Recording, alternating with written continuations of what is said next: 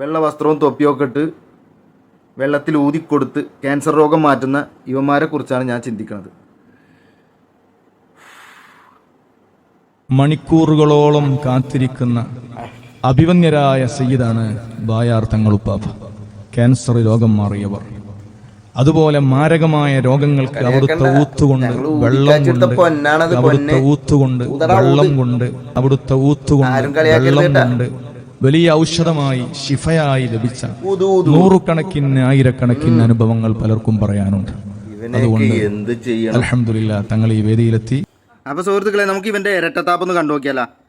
ഇവൻ്റെ തൂറാബ് തങ്ങൾ ഊതിക്കാച്ച് അല്ല, തൂറാബല്ല, അത് വായാറാണ്, വായാറ് തങ്ങൾ. അപ്പോൾ ഇവൻ്റെ വായാറ് തങ്ങൾ ഊതിയ വെള്ളം തീർന്നു പോയതാണോ അതോ ഇനി വായാറിന് ഊതാനുള്ള കഴിവ് കുറഞ്ഞു പോയതാണോ അതോ എന്താണെന്ന് അറിഞ്ഞൂടാ.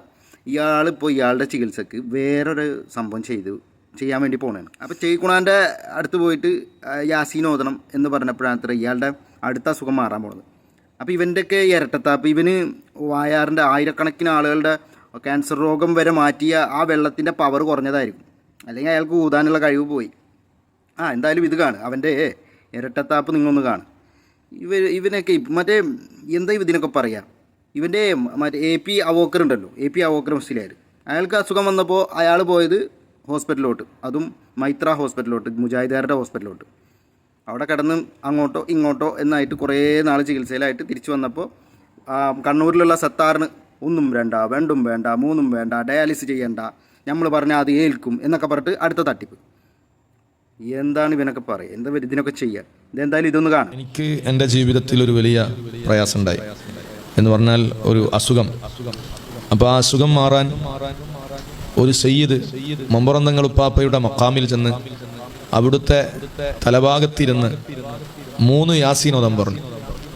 അൽഹംദുലില്ലാ, ഞാൻ അവിടെ മക്കാമിൽ ചെന്ന് 3 യാസീൻ ഓതി. അങ്ങനെ അവിടുത്തെ സിയാറത്ത് ചെയ്യുന്നതോടുകൂടി ആ രോഗം മാറിപ്പോയി, ആ അസുഖം മാറിപ്പോയി. അപ്പോൾ അങ്ങനെ എമ്പാടും ആളുകൾക്ക്, ധാരാളം മുത്തുമോമിനിയങ്ങൾക്ക് അവിടുത്തെ കൊണ്ട് കാര്യങ്ങൾ സാധിച്ചു കിട്ടാറുണ്ട്.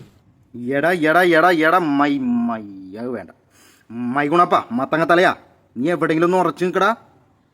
അപ്പം നിൻ്റെ ആ ബായാർ തങ്ങൾ ഊതിയ വെള്ളം എന്ത് ചെയ്യൂടാ, നിനക്കതൊന്നും അറിഞ്ഞൂടെ?